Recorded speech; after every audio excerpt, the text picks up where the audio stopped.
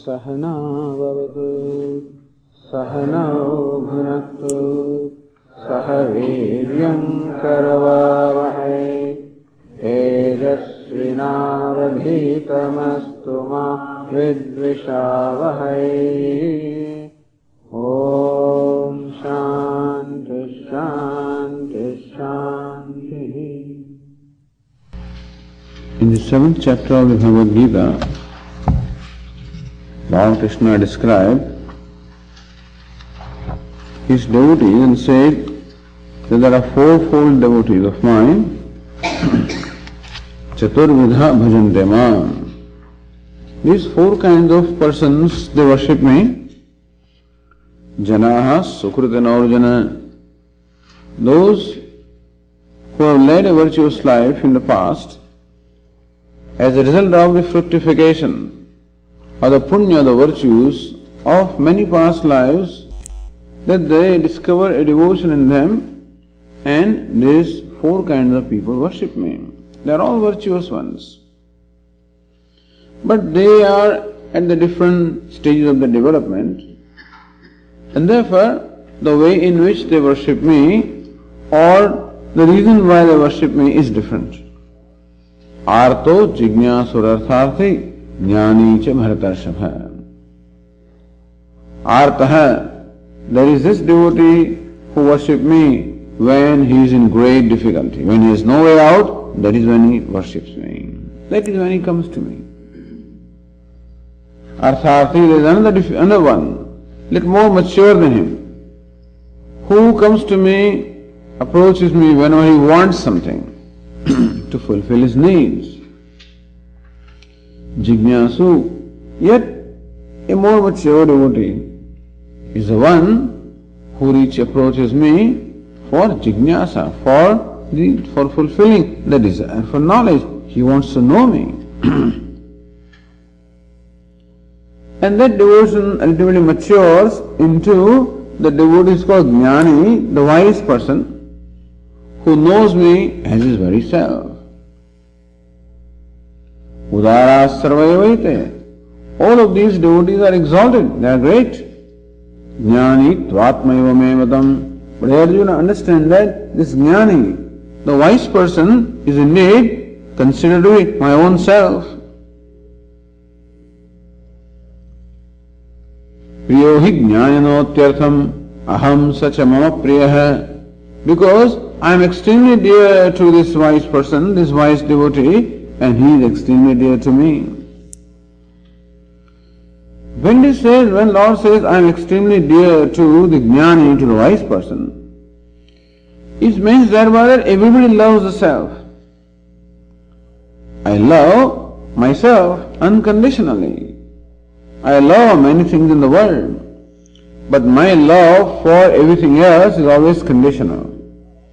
That love remains as long as those things are being satisfied the conditions, my conditions, as long as they are agreeable to me. And therefore, that love is subject to change, variation. Today I love something, tomorrow I may not. However, my love for myself is ever the same, unconditionally there. And that the Jnani knows Lord as his own self. And that is why he is also very dear to me. Everybody is dear to me. It cannot be that someone is dear to God and someone is not, because everybody is his self. But here is the one who knows himself as a self, and therefore he experiences that love that I have. Everybody, love, everybody is object of my love, but they do not experience that. Only because of that blocks, that there are obstacles which are there. So Jnani is the one, the wise person is the one, because of the wisdom, one who has removed all the obstacles, and therefore he experiences my grace in its total measure. He is dear to me, this is what Lord Krishna says. So this thought, and what's the nature of the knowledge of this Jnani, nature of the knowledge of this wise person? Bahunam janmanamante jnanavan mam prapadyate. Lord Krishna says, at the end of many lives, jnanavan, this wise person, mam prapadyate, he knows me. How does he know me? Vasudeva Sarvamiti. That everything is Vasudeva, everything is God, everything is self, everything is Brahman. In that manner, he knows me. Samahatma Sudurlabha. This Mahatma, this great soul one, is indeed very rare. This knower of Brahman, the knower of self, so one who knows the self as the self of all, one who knows God as one's own self. By God we mean the universal self, one who knows it as his own self. Meaning that he does not see the difference at all between himself and anything else. Sudurlabha, he is extremely rare. So that is the most mature devotee. Meaning thereby that what we call bhakti or the devotion and what we call jnana or knowledge, both of them culminate into one. That which is the most mature state of knowledge is called devotion. And that is the most mature state of devotion is called knowledge. And therefore really there is no difference between knowledge and devotion in that sense, in as much as because bhakti yoga, so people believe bhakti is a different yoga. Like karma yoga and raja yoga and so many yogas are there. So bhakti is a different yoga. But bhakti is my being. Bhakti means love, that's my being, and knowledge also is my being, and therefore that is what is the nature of the self. And as I said, love is something which is my nature. I don't, it's not that, and knowledge also is my nature. That being the case, bhakti and jnanam, they culminate into one alone. Therefore, now in the last 8 verses, in this 12th chapter, Lord Krishna describes that most mature devotee, who is also the wise person. And what are his characteristics? So this is a common practice in the scriptures. In the Bhagavad Gītā we find that in many places Lord Krishna describes the natural traits or the characteristics of this wise person, or if we call the devotee, he's called by different names. In the 2nd chapter he is called Sthita Prajna, the man of abiding wisdom. In the 4th chapter he is described with reference to karma, the actions that he performs. In the 12th chapter, in 6th chapter, in other chapters also is described. In the 12th chapter he is being described as a devotee. In the 14th chapter he will be described as the one who has transcended everything. So gunatitaha. The same one is being described from different standpoints. And here, this bhakta of the devotee, because this is a bhakti yoga, this chapter in which bhakti of the devotion was primarily discussed. So when this devotion becomes more mature, most mature, then the devotee discovers him as God, as his own self, and this knowledge or this devotion, this wisdom, how does it get translated in his life? How does it look like? How does he conduct himself? What are his natural traits? What are his characteristics? That is elaborately described in these 8 verses. And the reason for describing that is what is his characteristic, what is his natural trait, or what is spontaneously what he is, becomes the value for a seeker.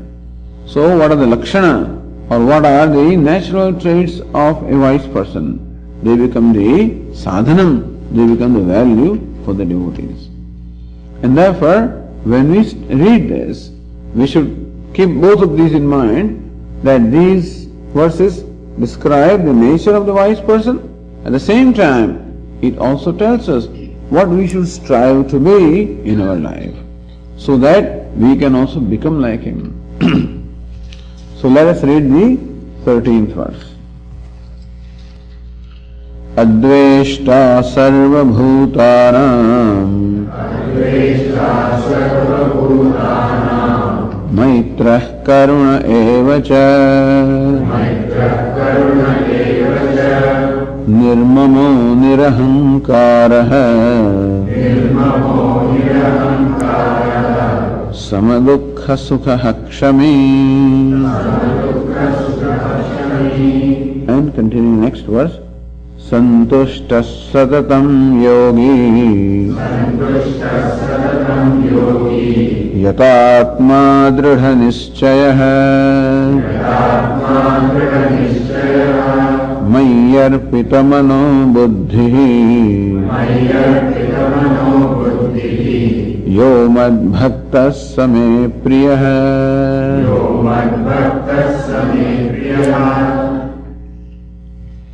So these last words, यो मद्भक्तः स मे प्रियः, यह ईदृशः मद्भक्तः, this devotee of mine who is like this. That they are devotees of various categories, but the devotee who has matured to this point, Same Priyaha, he is dear to me. So Lord gives a certificate to this person that he is dear to me. It's all right that I declare that God is dear to me, but when he says he is dear to me, that means that he has made it. So Same Priyaha. Adveshta Sarvabhutanam, the one who has no hatred for all beings. Dvesha, dvesha means aversion, or even culminating to hatred. Advesha, lack of aversion, lack of hatred. Adveshta, so the one who has no aversion, no hatred. Sarvabhutanam, for all the beings. We also do not have hatred for some people. But here, he has no hatred for all the beings. And those all the beings include what? Atmanah dukkha hetumapi. Even those beings who are a cause of pain or unhappiness for the self. Even for them also, he has no hatred at all. He has become totally free from aversion or hatred. Why is so? Sarvani bhutani atmatvena hi pashyati. Because he sees all the beings as his own self. So when he knows who he is or who I am, then in spite of the limitations of the body or the mind or this intellect, this personality, in spite of its limitations, in spite of its virtues, and in spite of its impurities, in spite of all of that, I am what I am, meaning that the I is never affected by the personality. This is his first-hand knowledge. As to how, in spite of the fact that the body is mortal, the body is subject to birth and death, but I am not subject to birth and death. I, the consciousness, the very witness, is not subject to birth or death or any change. That the mind is a series of thoughts, a parade of thoughts, and all these thoughts are parading of different kinds of thoughts are there. Some thoughts are good, some thoughts may not be that good. And still, I am the very witness of the mind, illuminator of the mind, unaffected by the characteristics of these thoughts. So one for whom this is the first-hand knowledge, then he knows that for everyone also, the personalities being what they are, and still the self that manifests through these personalities is unaffected by them. It is ever pure. It is Sarvabhutasthamaatmanam Sarvabhutani Chatmani. And Lord Krishna in the 6th chapter describes like Yo Mam Pashyati Sarvatra, one who sees me everywhere. Sarvam Chamai Pashyati, sees everything in me. So, Narasyaham Pranashyami Sachamena Pranashyati. I never go out of his sight, he never goes out of my sight. Lord Krishna says, I never go out of the sight of this devotee or this bhakta or this wise person. That means he is the one. So for this devotee, for this bhakta, then everything, nothing but the play, the manifestation of that one principle, one Lord, one self. It doesn't matter what the manifestation is. When you know that this is just a play, when you know that it is drama, it doesn't matter what it is. That means that all these so different variations, this diversity is of no consequence. This diversity is merely a matter of entertainment and not of consequence. Just as when I watch the play or when I watch the movie, whatever it is in the movie, however that actor is acting, is of entertainment to me and not of any consequence to me. Knowing fully well that this is just acting, that he is acting as a villain. He is acting as a bad person. And so even this, whatever it is all at the level of the costume, and not that he remains what he is. And similarly also one therefore who knows that the diversity, the disparity, this variety is just a matter of entertainment, manifestation, and not of any consequence. Thus one is not impacted by them. There is no dvesha. There is no reason for any aversion at all. There is no reason for any hatred at all. I may have aversion for somebody, a hatred for somebody, when I look upon that as a threat to me, as someone who inflicts pain to me, as someone who is my enemy. But then nobody inflicts pain to him. He is not threatened by anybody. There is no enemy he has, because he does not see anyone as really essentially different from him. I cannot have hatred for myself. For hatred, you require two things. Number one, the one who is the object of my hatred must be different from me. At the same time, he must be also he also must be a threat to me. But then here, he does not see anyone as different from him, essentially, and he does not find anybody threatening to him. That being the case, he is totally free from dvesha, totally free from all hatred, all aversion. Adveshta sarvabhutanam, one who has no hatred for all the beings. What does it mean? That means that he is indifferent to everybody. So when you say is no hatred, you would think that he has no love also. He has no hatred, that means he must be indifferent to everybody. So Lord Krishna says, no, Maitraha. No, he is Maitra. That means that he is friend to all. That means he has affection for everybody. Not only that, he does not have hatred for anybody, but at the same time, he has affection for all, everybody. And that affection requires, again, that means he is not turned off from anybody. Nothing that is there in anybody's characteristics that turns him off. Because he is very clear in his knowledge that it is of no consequence at all. That is of no, it doesn't matter at all what person's outer characteristics are, is of no consequence at all. That shows how much he must have grown in his vastness of the heart, that everything is fine, everything is accommodated. So Maitraha, the one who is Mitra, who is a friend to all, one with affection for all. But how can you have friendship for your enemy? There are, so if suppose somebody is an enemy, how can you be friend of him? So Lord Krishna says, Karunaha. So not only his friend, but he is also Karunaha. One who has compassion for everyone. So when somebody misbehaves, somebody behaves like an enemy, somebody even behaves in a threatening manner, what kind of response arises from him? To retaliate against him? To become inimical to him? Says, no, Karunaha. It only invokes his compassion. So even what we call the enemy, enemies also, they also invoke nothing but his compassion. So Karunaha evacha, Adveshta sarvbhutanam Maitraha Karunaha. So Yoga Shastra teaches us, how do we relate with people in our day-to-day life? Because when we relate to people, when we interact with the people, sometimes, of course, we are happy also in relating to them, but very often various kinds of feelings arise in us. Sometimes I find myself being jealous of somebody. Sometimes I find that I dislike somebody, that I have an aversion for somebody, or I compete with somebody, and these are the kind of feelings that arise in me when I interact with people in my day-to-day life. So Yoga Shastra teaches us what sort of an attitude we should have with the different kinds of people that we come across. Maitri, Mudita, Karuna, Upeksha.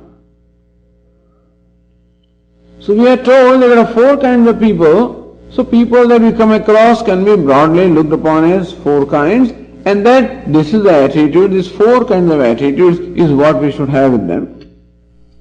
Maitri, meaning friendship. So when you come across people who are like you, so when I come across people who are like me, then the feeling, the attitude I should have is one of maitri, is one of friendship. Mudita. When I come across people who are better than me, usually I am jealous of them. When somebody is better than me, then I am jealous of them. He says, no. So Swami, what should I do?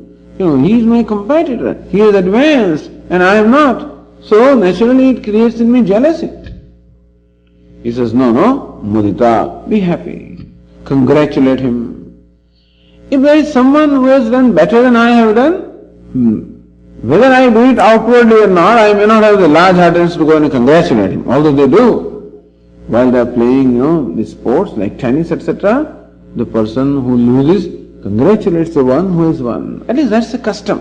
Whatever happens in his heart may be a different thing, but definitely he goes forward and congratulates him. That I congratulate you, that you could achieve what I could not achieve. So I have a value for something and I could not achieve that, but I find that you achieved it and therefore I am happy for you.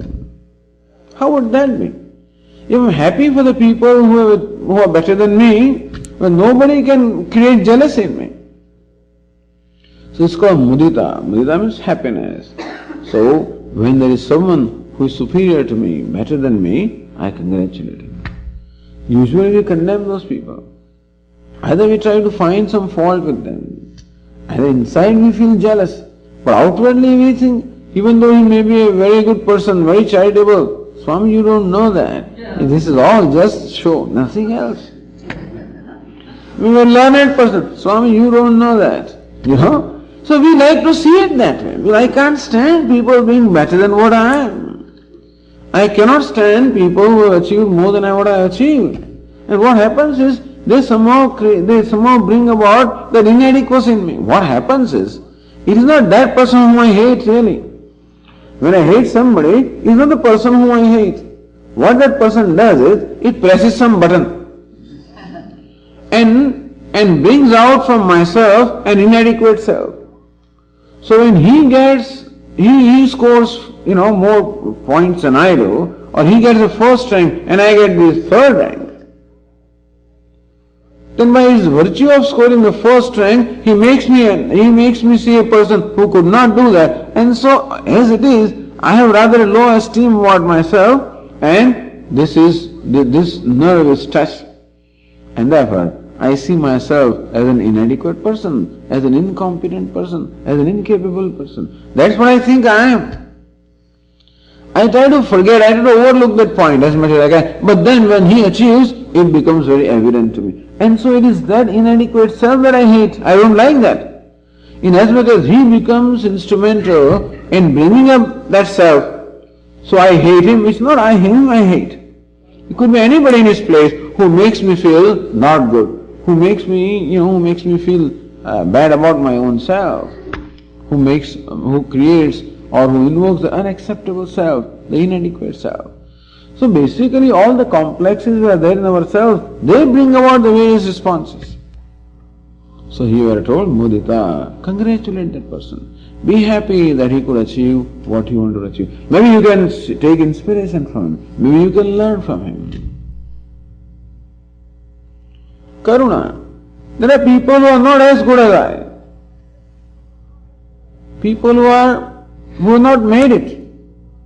For them I have generally an attitude of snobbishness. Look at this fellow, he's stupid, he's dull, he's this, this is how I look down upon them. So I have a tendency to look down upon people who are not as good as me. Says karuna, be compassionate. Be compassionate to people who are not as good as you. Be compassionate to people who are not as privileged as you are. Then I have made it in my life that I achieved something, I need not take any great credit for that. It's just that I happen to enjoy certain privileges. I happen to enjoy certain grace of God who has given me this body and the mind and this person, this upadhi, this personality, and therefore I have achieved what I have achieved. Maybe somebody is not as privileged as I am. That person did not have the benefit of the kind of education, upbringing, training and whatever that I had, and that's why the person is what that is. And therefore, he does not deserve to be hated by me. Karuna. Karuna means compassion. And there are fourth kind of people. who are Swamiji, he tells lies, he is dishonest.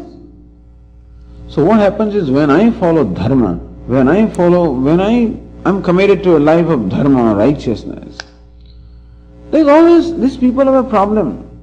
That I always speak truth, Swamiji, I am always honest, I am so and so.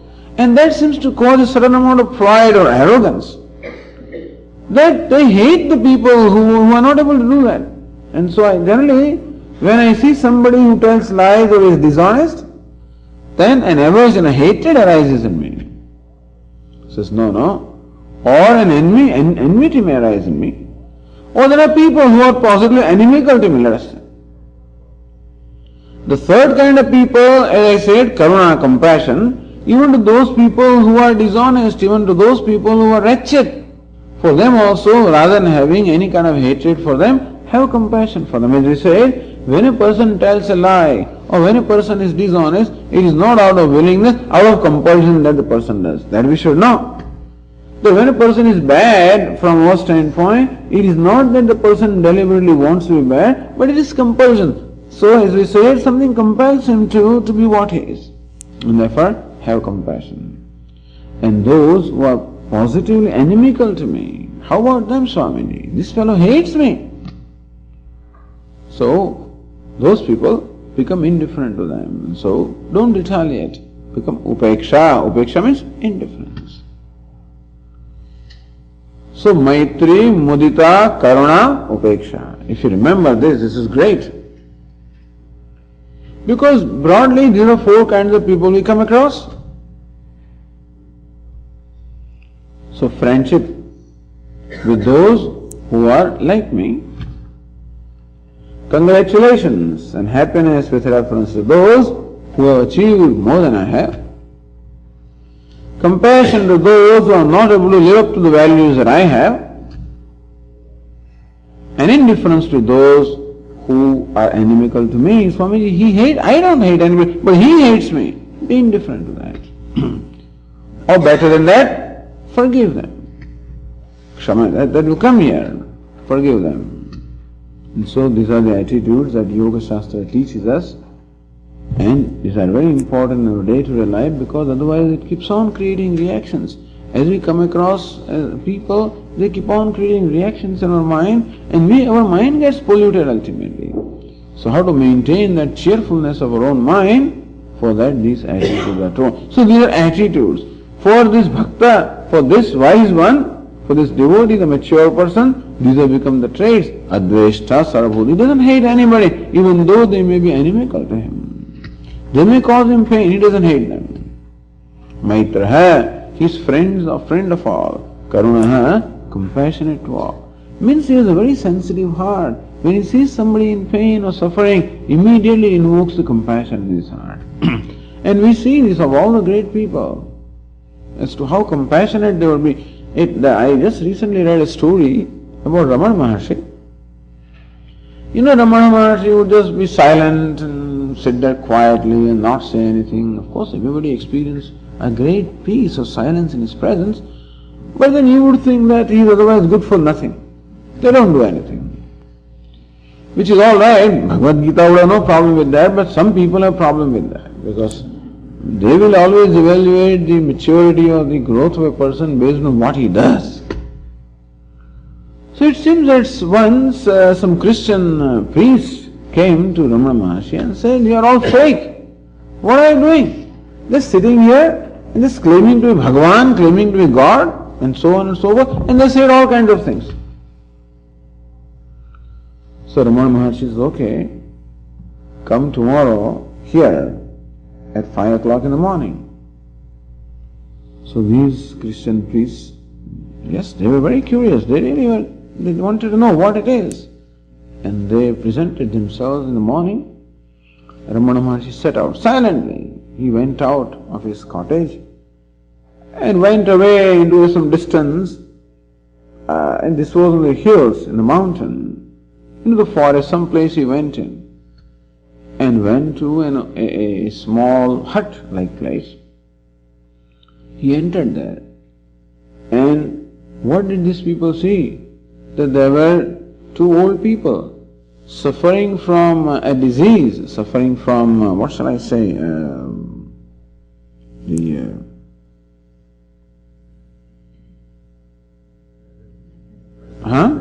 leprosy, right. These two lepers were there, suffering from leprosy. So Ramana Maharshi entered there, and what he did, he served them. He cleaned them, he cleaned his wounds, he gave them a little,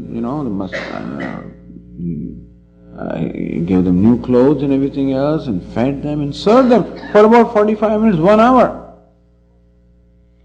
And these people saw that. So, this man is full of compassion also. This is their criterion. Their criterion is service. But they saw that this person had that also. That all that compassion was there for those who are suffering. So the traits are the same, whether somebody appears to be doing a lot of activity or somebody appears not to be doing activity, but the traits are the same. Then they gave this certificate to Ramana Maharshi. He's alright. He's okay. So karuna evacha, one who has compassion for every being.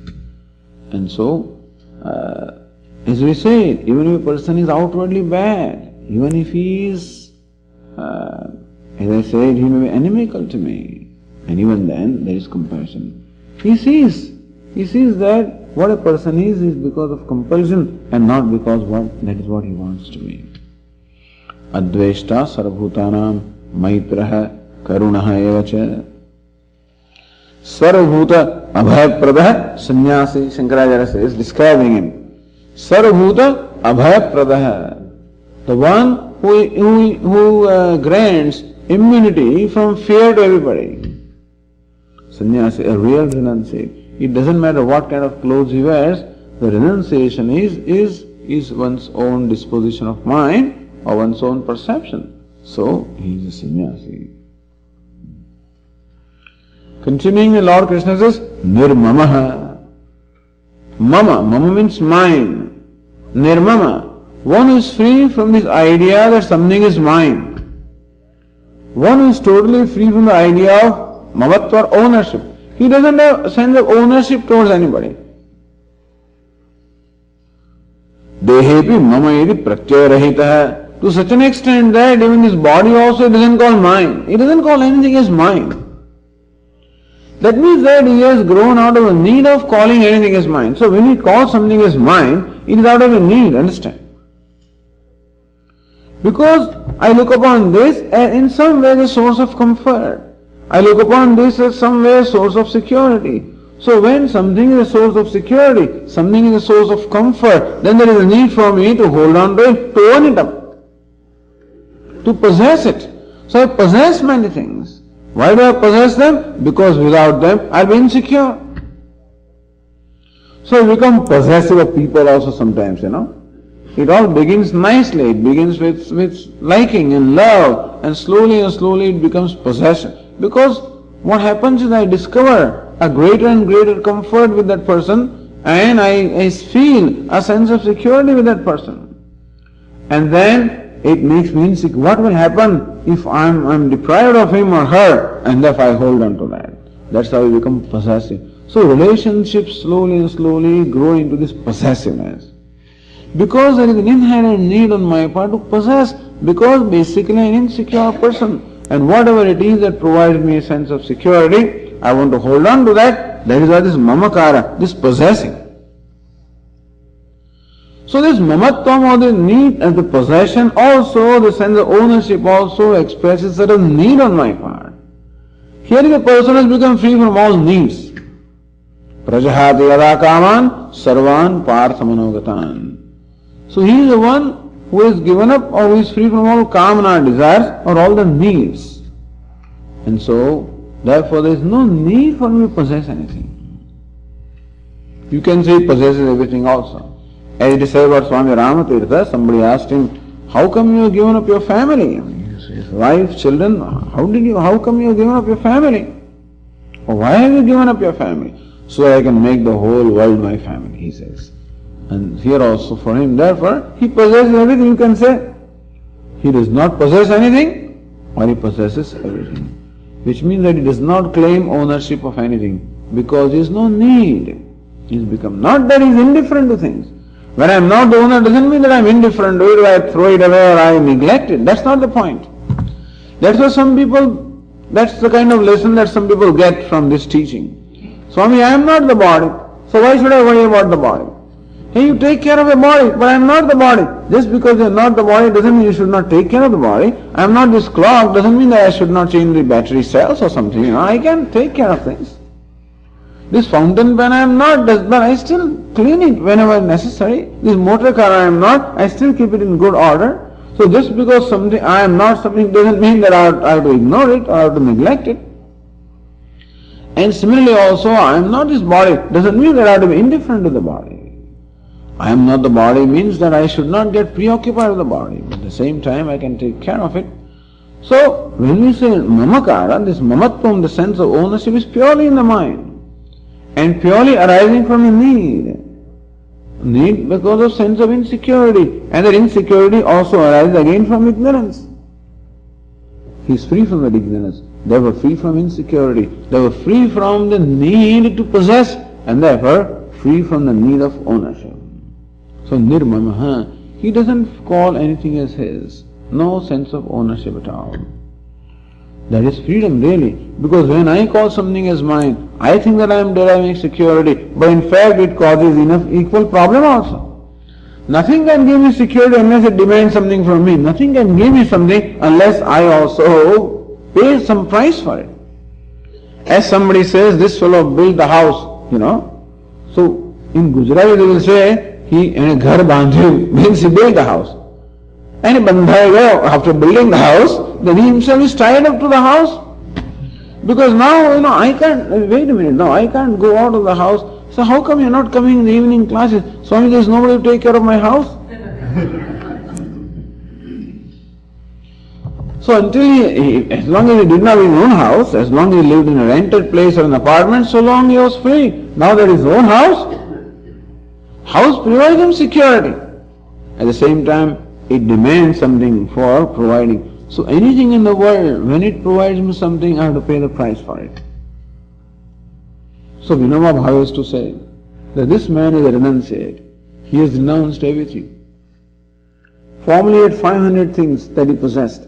Now he has only 5 things that he possesses. Except that all his ownership which was divided formerly in 500 things is now focused or concentrated on 5 things and then he holds on to them, So it is not that merely by giving up things outwardly that I become, that I become a renunciate or that I become free from the ownership. So it is not, when we say free from ownership, doesn't mean that he doesn't have anything. He may have the few things that he needs. But in there also he does not call them as his own.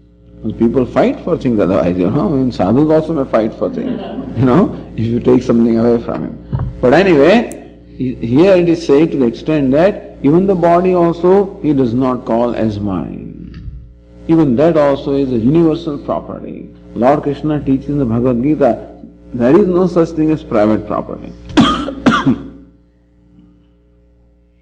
There is no such thing as private property inasmuch as none of us has created anything. It is whoever has created is the owner of that. And God has created everything. He is the owner. Including this body, that is also a gift given to me. And my mind and my intellect, my sense organs, all of these are given as gift to me. I am not the owner. I am the possessor at this time. That is, you can call that I am the trustee at the most. This is a wonderful thing. Swamiji, that's it. That means that, how do you feel? You don't own anything? Then you don't feel good about it. Today I feel good because this is my house and this is my car and this is my thing and that makes me feel good. It says, no, one who has become free from the need to derive security from elsewhere. Nirmamaha, possessing, having no sense of ownership. I am not saying that we start doing this right away, But the thing is that this is what I keep in mind. At least what we can do is, we can observe the various thoughts in our mind and see to what extent we have this, if nothing else. We need not do anything right away, but at least I become aware that this is called ownership. I have this much. This is called dvesha, this hatred I have. And even though I should be compassionate, then somehow nothing happens to me. When I see a person suffering, nothing happens to me. That means that lack of compassion is there. I become so, my heart has become like a stone, doesn't feel anything. Only when something happens to my near and dear one, then all my feelings come out, until then nothing comes out. So we can observe this. And we can slowly work with ourselves. So, even this, what we call hatred, all of these hatred and anger and everything are the defense mechanisms that we have gathered around ourselves to protect ourselves. As I was growing up from childhood, I found myself, being subject to being attacked by other people. I felt insecure, and therefore these are the defense mechanisms that I have adopted. That if I don't get angry, then they are going to attack me, then I become angry, and if I don't strike back, then also I think I'll be hurt, I strike back. So these kind of things I am doing because I thought that is how I can protect myself. Now we realize that all of those are all negative things. And now we'll undo all the things that we have done so far. And it's not that we have done all of this or accumulated these things in this lifetime, it is all coming down. And so we have been accumulating all these negative things over a number of lifetimes because of our own inner insecurities. Now I realize that all of this is a burden to me, and therefore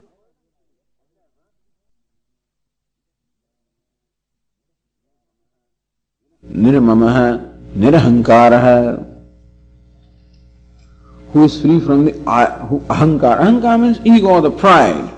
One is free from pride. Ahankara also means, of course, the sense of individuality. That's called, so one is free from the individuality.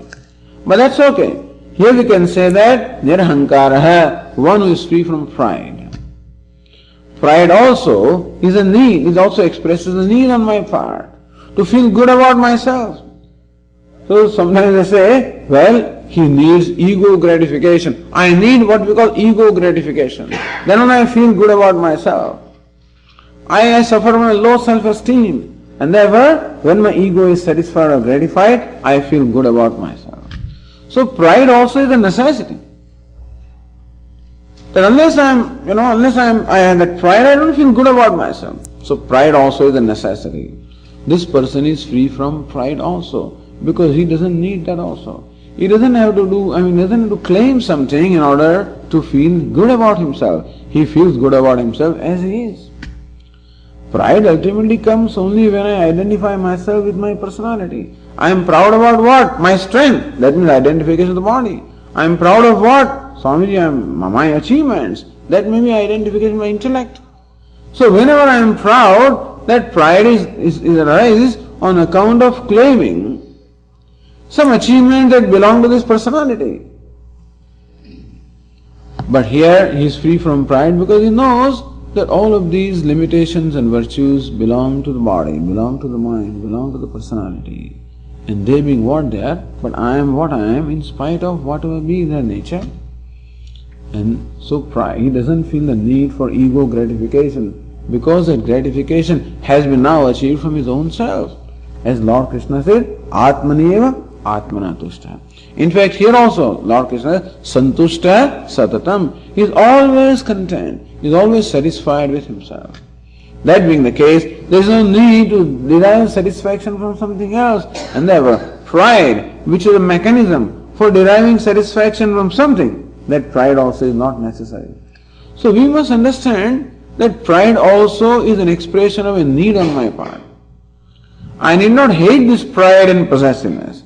I should recognize that this possessive sense of ownership or sense of pride, all of these appear in me as needs. They are in response to certain needs.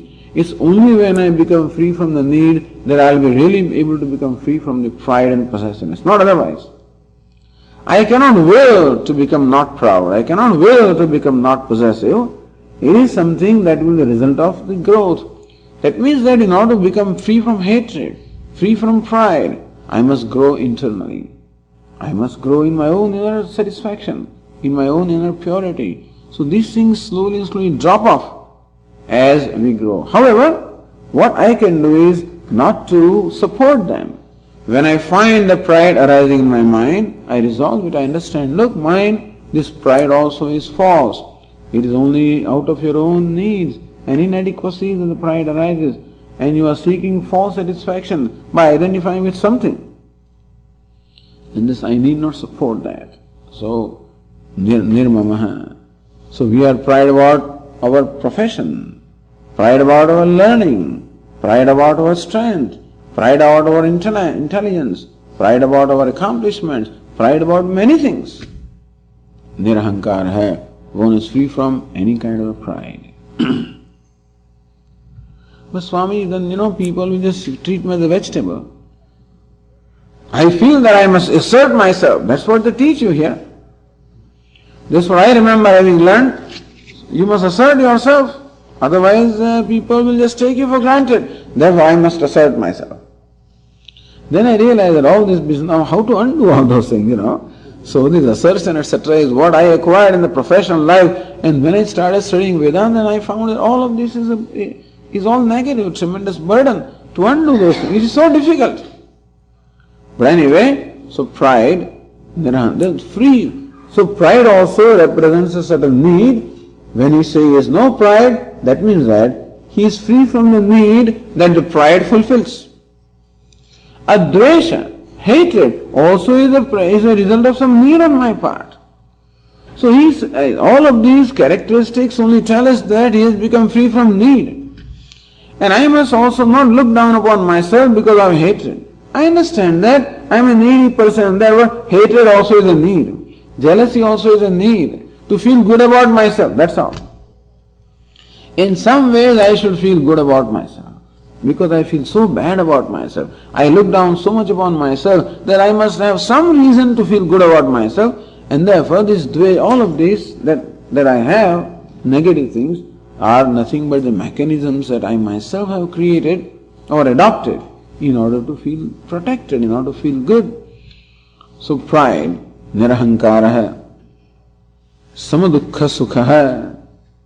So one who is equal in pleasant and unpleasant circumstances, samadukha sukha. One who is equal-minded in pleasant and unpleasant circumstances. We have been discussing that. That's called prasad buddhi. The pleasant and unpleasant, both of these are nothing but those which are created by God. You can look upon them as the karma phala, as a gift of God. So pleasant and unpleasant is equal-minded because, again, I want the pleasant. I want to avoid the unpleasant. Because pleasant makes me feel good about myself. Unpleasant makes me feel bad about myself. So when something can make me feel bad about myself, then there is a need to avoid that. When there is something that can make me feel good about myself, then there is a need to acquire that. But if I feel good about myself as I am, then I don't need. So he has become, that's all, free from need. That's the reason why he can maintain equanimity in what others would call pleasant and unpleasant. In fact, he does not even brand anything as pleasant and unpleasant. To him nothing is unpleasant. To him everything is God. To him everything is perfect. Purna madha, purna vidam. He sees as just nothing but order or fullness or harmony everywhere. Unpleasant and pleasant are the judgments that other people generally would have with reference to those situations. Meaning, what other people call pleasant and unpleasant in those situations also, or even in painful situations also, he is able to maintain the equanimity of mind because in all of that he can see nothing but the play of the Lord. He can see them, all of them, as manifestation of the same Lord.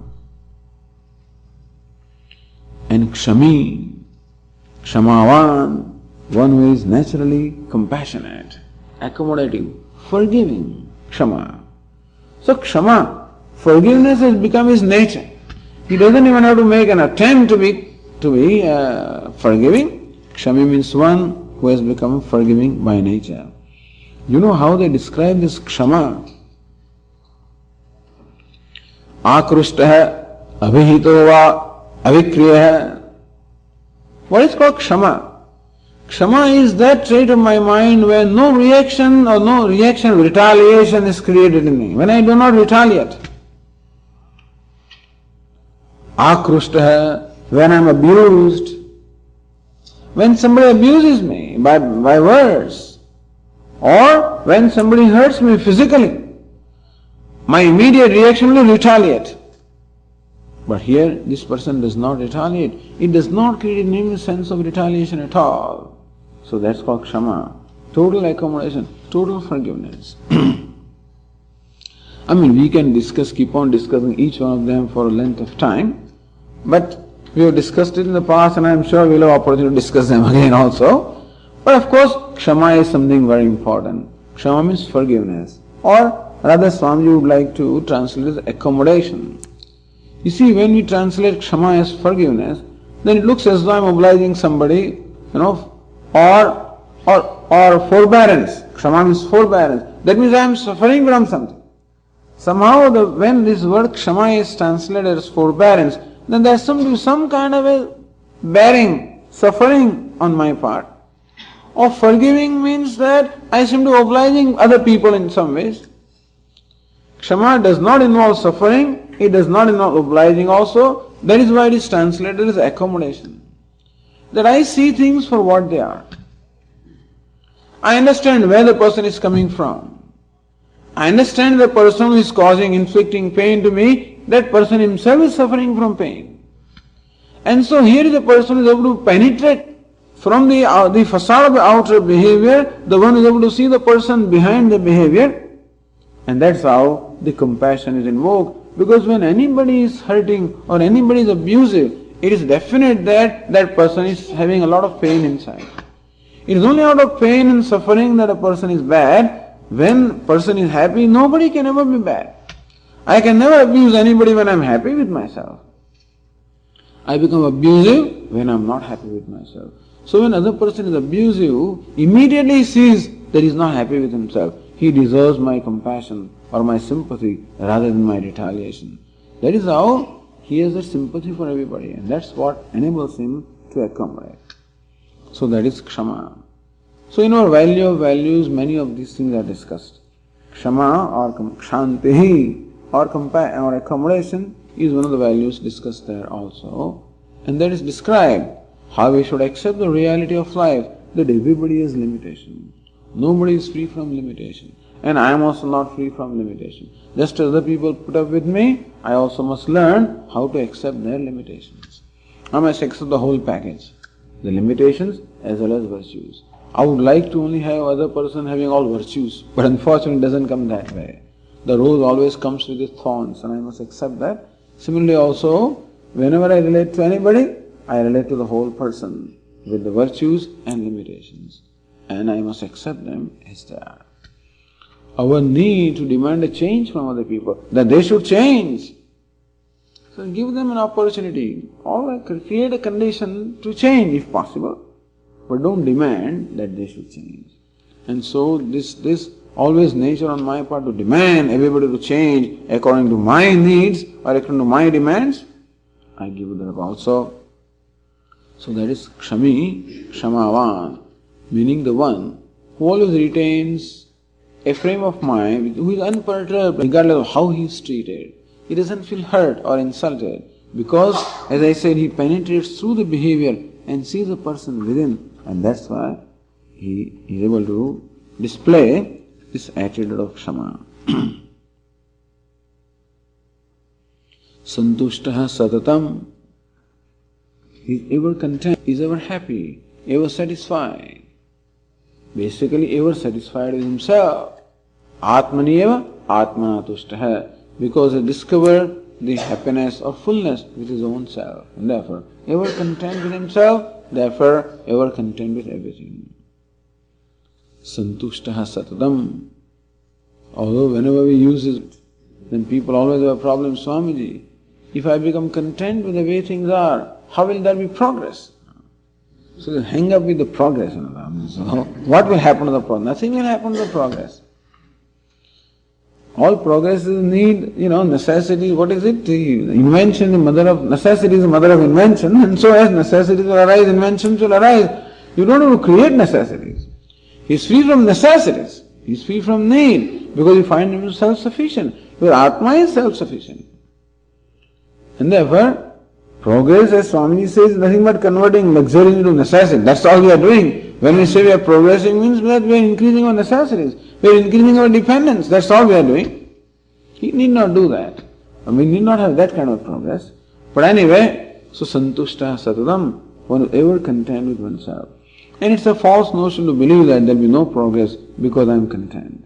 In fact, when I am content and I find happy with myself, my creativity will manifest itself anyway. It's not going to be stifled.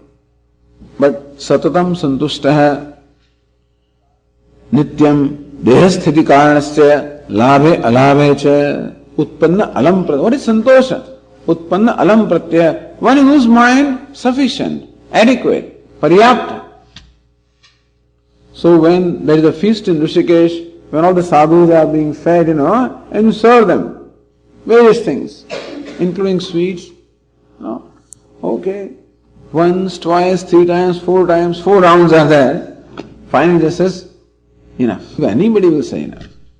Some people will say enough in the 5th round, somebody may say enough in the 6th round, but sometime a person has to say enough. And when you serve them laddus, don't give one, give a few at a time. So they don't have to come here so many times, But anyway, they have good appetite and they enjoy food. It's nice to see them enjoying food also. That's why people invite them to feed them, because it's nice to see. But anyway, what is meant by alam pratyaya is enough. Paryapta ho gaya. Puran ho gaya. You must know also when you serve. So when he says puran ho gaya is enough, still you give them some. When he says mahapuran, then you know that's a signal now that he cannot anymore, Mahapuran ho gaya. Alam, enough. So that sense that arises in me, enough. Not I have had enough, I am enough, That is called santosha. Alam pratyaya, utpanna alam pratyaya hai. He is satisfied. Later on also Lord Krishna says, santushto yena kena chita. With whatever comes on his way, he is happy, he is satisfied. He finds everything satisfactory because he finds himself satisfactory. When I am satisfied with myself, I have no difficulty in being satisfied with everything else. Santushta satatam. One whose mind always dwells, or one whose mind is always focused upon the self, because that's what he sees. Yatra yatra manoyadi tatra tatra samadhaya. Wherever he sees only God, and therefore his mind is always centered upon God. It's called yogi. Yogi is the one whose mind is centered upon the self or centered upon God. Yatatma, one who has mastery over his mind, yatatma. Because mind is very favorable. Mind is free from all the reactions. The only time I do not have mastery over my mind is my mind is reacting with lust or anger or greed or jealousy. So when these disruptive thoughts arise in my mind, it's not in my control. When these disruptive thoughts don't arise, because he is ever happy and therefore mind is always under his control. That is, he has a mastery over the mind. Yatatma dhruvanishchaya. One whose ascertainment is firm, one who is firm in conviction, or one who is clear about the nature of the truth, nature of the self. Atma tattva vishaya dhruvanishchaya.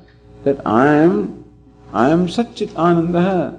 I am full, I am complete. That everything is Brahman. In this he is very firm. That means this has become the firm vision for him. So it's called dhruvanishchaya.